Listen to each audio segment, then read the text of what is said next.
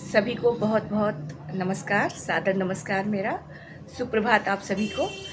आज मैं आप सबसे बात करने वाली हूँ आज के समय में बहुत बड़ी समस्या जो शायद हर व्यक्ति कभी ना कभी फील कर रहा है।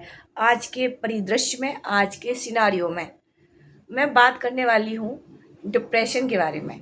जैसे कि मैं एक काउंसलर हूँ, तो मैं हमेशा से अपने बच्चों के संपर्क में रहती हूँ, उनके माता पिता के संपर्क में रहती हूँ, उनकी समस्याओं को समझती हूँ, उनके ऑब्जर्वेशन करती हूँ, हमेशा देखती रहती हूँ वो क्या करते हैं, क्या फील करते हैं। फिर वो जो क्या मुझे बताते हैं, अपने ऑब्जर्वेशन, बच्चों के एक्सप्लेनेशन, बच्चे की अपनी फीलिंग के शेयर करने से मैं खुद अपना जजमेंट निकालती हूँ कि शायद कई बार हम लोग नहीं समझ पाते कि डिप्रेशन क्या है, स्ट्रेस क्या है, एंजाइटी क्या है, ओवर थिंकिंग क्या है। इसमें हम अंतर नहीं कर पाते। जैसे कि हमें ज़रा सा भी स्ट्रेस हुआ और हमने कह दिया आई एम फीलिंग डिप्रेस, तो I am telling you before hand कि ये जो डिप्रेशन है कोई फीलिंग नहीं है। This is not any kind of feeling. ये एक स्टेट है माइंड की, एक इलनेस है, एक बीमारी है जिसका क्योर किया जाता है। और डिप्रेशन ऐसा नहीं है कि आज है कल नहीं है, अब कल नहीं है परसों हो जाएगा या एक दिन में ठीक हो जाएगा। जैसे कि हमें स्ट्रेस होता है, हमें स्ट्रेस हुआ, एंजाइटी हुई, और एंजाइटी लगातार किसी चीज़ के लिए डर, चिंता, दुश्चिंता कहते हैं जिसको हिंदी में, अगर लगातार बनी रहती है तो 2 हफ्ते तक बनी रहनी चाहिए। एक ही स्टेट की, आप बहुत दुखी हैं, रोना रोना आ रहा है, आपको अच्छा नहीं लग रहा, you are not able to work, अब आपका काम पर जाने का मन नहीं है, आपका कुछ पढ़ने का मन नहीं, आपका कुछ खाने का मन नहीं, या फिर आप खा रहे हैं तो बहुत सारा खाने का मन है, लगातार 2 हफ्ते, 2 weeks, then it can be diagnosed just like mild depression, severe depression, whatever.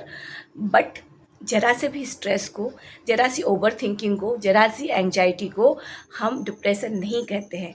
Depression, याद रखिए, एक बीमारी है, एक मेंटल स्टेट है जिसका इलाज किया जाता है। और कई बार ये हमारे प्राणायाम, मेडिटेशन और प्रॉपर खान पान रूटीन को चेंज करके भी ठीक हो जाता है, अगर ये माइल्ड स्टेट में है।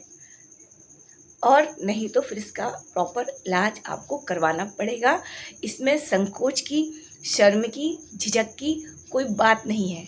जैसे कि बुखार आता है तो आपसे कोई नहीं कहता कि अरे कुछ नहीं है, ठीक है, तुम्हें कोई प्रॉब्लम नहीं है, उठो, दौड़ो, भागो, ऐसा कोई नहीं कहता। लोग कहते हैं प्रॉपर परहेज करो, प्रॉपर खाना खाओ, डॉक्टर को दिखाओ, दवाइयाँ लो, आप ठीक हो जाओगे, फल खाओ, फूल खाओ।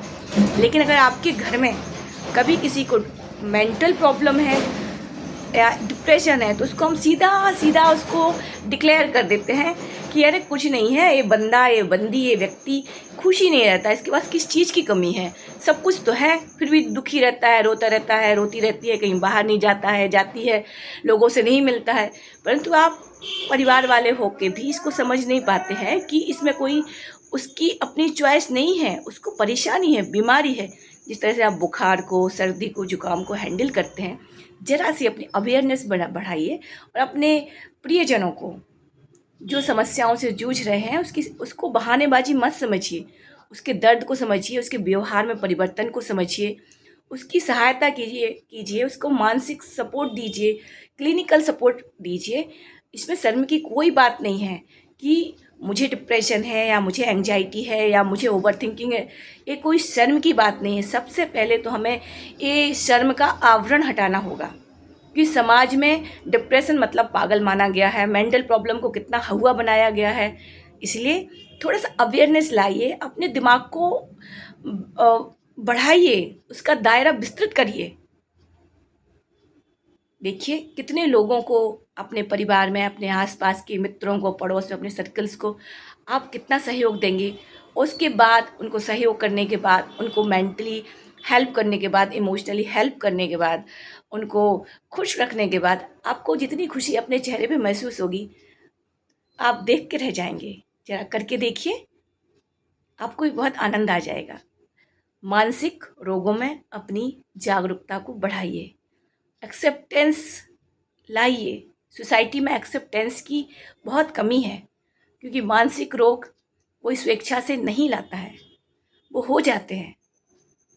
You are getting my point.